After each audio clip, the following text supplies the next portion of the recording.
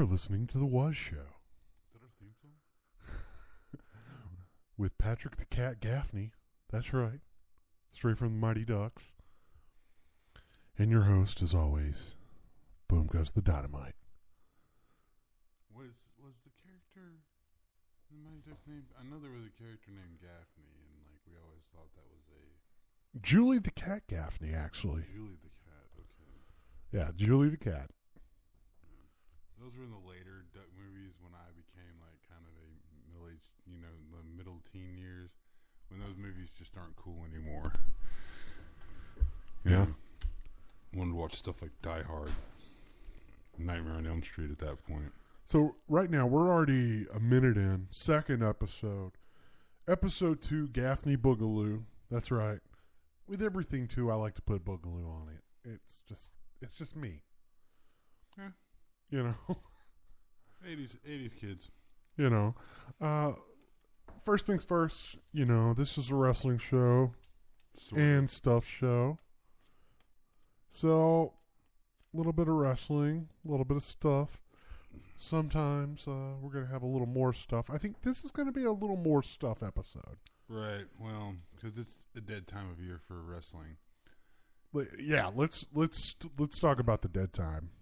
Well, every year about this time, it seems like all the big stars take breaks because they're not competing to be on Mania at this point. So it's actually a good time for everyone to take a couple weeks off. So your Raws and SmackDowns are a little lacking in terms of having content. I don't know.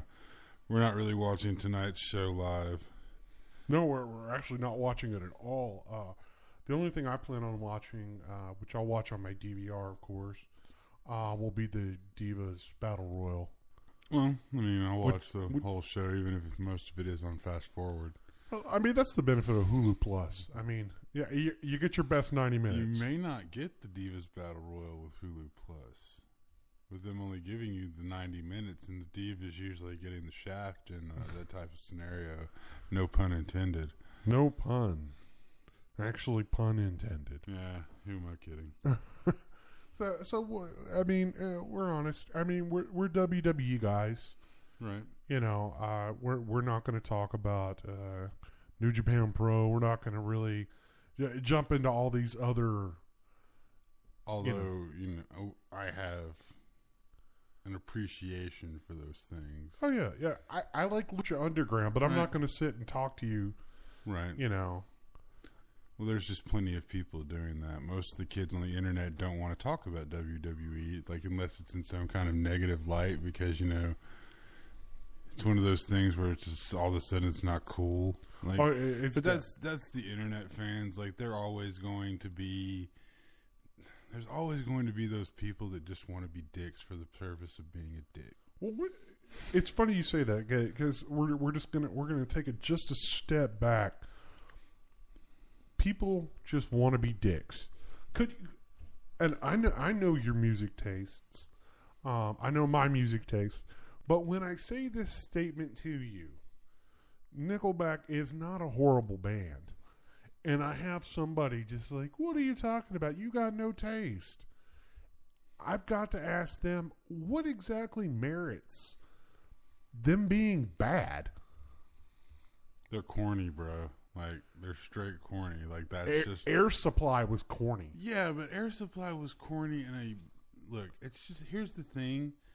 If we were around for when Air Supply came out, you know what we would have said? Man, that shit's corny.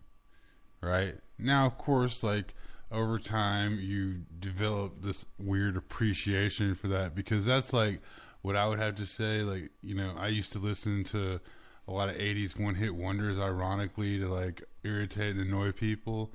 And now I notice that when I'm in my car and, some songs come on, I know all the words to them, and I'll sing along to every word. So were you one of those One Night in Bangkok kind of guys? I don't like One Night in Bangkok. That's not one of my jams. Okay. I do have to say, I am a glutton for early 90s R&B and pop and stuff like that. Okay, so the R. Kelly, the 112, Aaron Hall. Well, I didn't like that that stuff, you know. That stuff, okay. Anything that was on MTV, basically, because I was one of those kids who sat around and watched MTV when there was music videos on. Mm-hmm. That was just what you did all day. I mean, I remember the joy of one summer finally getting 2 TVs set up downstairs to where I could play Genesis on one TV while I had MTV going so basically you're making the own soundtrack to your own video game at the time. Right. Well, you know, it was one of those things that, like, you know, we're not like lucky like the kids now who can sync up their Spotify with their PlayStation 4 and use their PlayStation 4 to play Spotify music through their television while they're playing video games. I got you. You know, we talked about this off mic. You know, my 2-year-old, he has an Xbox 360 in his room and a flat screen television. Now, granted, does he know how to operate it? No. Is he entitled? No. It just happens to be something extra of mine. Right.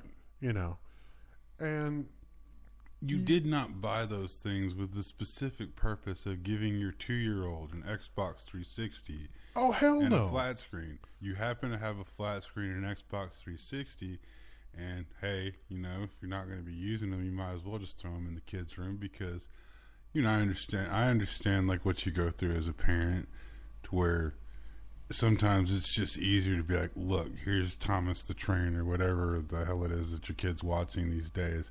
Like, just watch this, and they sit there and you get like a 30-minute reprieve of them just being like, yeah, it honestly allows me to load the dishwasher or unload the dishwasher. I can't really do much more than that in that little break. But yeah, I feel, you know, that a lot of people, and this is going back to this internet culture, this internet community. I don't want to say millennials. Sense of superiority. I don't want to say Generation X, Generation Y. I don't know because it crosses generations. Oh, most definitely. Right, because you have people in our generation and the people in this new generation, and they all have a sense of superiority. It's just, you know, like it's all to varying degrees. I just think everybody pretty much is become a bitter ass because it's easy to be bitter in this day and age, and for some reason people think that's the $5 cup of coffee way to go in life. Well, yeah, because that's what amuses people. Being a total dick, right? Look, what I call this current generation is the jackass generation, and they're the kids who grew up watching like that particular incarnation of MTV, to where friendship was basically defined by going around and punching your friends in the balls all day, you know. And those are good friends, right? But and I mean, like, I'm sorry, but if I had to hang out with guys who were constantly like trying to pull these like really elaborate, malicious, dangerous pranks on me, I wouldn't want to hang out with those guys. No, it's kind of almost like a dick move. Well, yeah, but once again, that was the culture that they were brought up in, thinking that was a path to fame, kind of like how now women are just whores, you know. This just in. Way to go, Patrick. Well, you know set us back some years. Right. Set us back to 2013. Not every person is trying to follow the fame train that Kim Kardashian did, but she did set an example that a lot of women are currently trying to follow. Almost definitely. When somebody says, I want to be famous. Right. Why? What did you do? You used to have skills at least. You used to have some kind of viable like thing, like at least a personality. Mm-hmm. So personality and everything. I'm giggling a little bit because I was just gesturing to you to get closer to the mic. I don't know. Maybe we got some people in our chat room. I don't know. I'm the only one that sees this on this chat room, though. That's kind of sucky. You know, you're on the other side of this laptop, and you don't even know what I'm looking at. I mean, unless you like look through the reflection of my glasses. And I'm not that good. Currently, there's nothing going on. You know what? They're probably watching Raw. Either way, this is being recorded anyway. Right. You can come back and listen to it later. Yeah, it's okay. I don't blame you listening to it. You know, these first couple episodes, I like to call them a blow off. You know, you got to get a feel. You know, you got to know, when to shake, when to shimmy, when to jive, when to bake, and when to bake. Yeah, exactly. Yeah, I'm definitely a pro smoke guy. Right. I've never made any bones about that. Hands down, I've never denied it in front of I don't know how many people and how many police and whatever. I've just always been like, yeah, I do. I do partake. Yeah. There's no reason. I don't know. I have to be tactful about that because I don't know. I do have some family members that are not approving of that particular lifestyle, and I'm just not one to create conflict. Yeah, I understand what you're saying. I just looked at it like, if this is the worst thing in my life, I'm doing pretty good for myself. Right. Right. Well, I mean, I've known people who do crystal meth, so. Yeah, well, you better call Saul. That's all I can tell you, man. Oh, yeah. Yes, sir. Back to wrestle. We talk about this lull right now, and one thing that I thought we could do during this lull, coming up to this next pay-per-view, which we'll talk more about the pay-per-view when we get to the week of the pay-per-view, because really this was kind of a weak pay-per-view, and it usually is. Well, it's because it's your blow-off after Mania. You're trying to reboot the entire season. That's the way you have to look at wrestling, is that your season finale is WrestleMania, and your season premiere is the next night. That's like a new pilot almost. Right.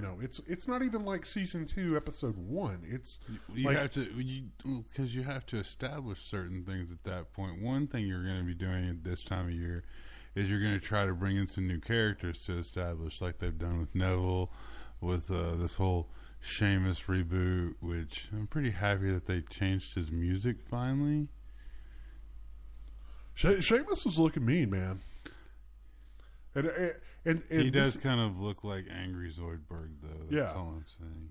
Just and I wanted to talk a little bit about this. During this lull, I wanted to talk about how much of the audience participation is actually becoming a hindrance to the product. And what I mean is there are a group of fans, and I don't know if you're one, but I'll go ahead and go out on a limb and say maybe you're that guy, because I've been to an event with you. I'm one of the heels. Yes, I'm a heel. I'll admit that. You're one of the guys that if he doesn't agree with the storyline or something, he's calling him out. The John Cena sucks. New Day sucks. Well, they're heel turning. Almost definitely. Most definitely. And that's what I was going to get into. I like that. I like the New Day's heel turning. So you're getting what you want out of it. Right. Well, that's the thing, though. It's just, if you're going, it's a fan-driven product. Most definitely. So you have to adjust to because especially at this day and age, to where everything is so instant access and you can get whatever you want. You're not going to sit around and wait for you can't people aren't going to sit around and wait until they like the taste of something. If they don't like it right away, they're going to spit it out and they're going to go on to the next thing. And that's definitely a big thing in our culture right now. It's if it's not entertaining me at this moment, then it's the most terrible thing ever, and I'm going to move on to something else. So we're, like I said, we're back to the Nickelback. Right. Well, because it's become the cool thing to shit on things, and it's become the cool thing to have this mindset. I was shitting on things long before it was cool, and everybody thought I was a dick for it for a long time.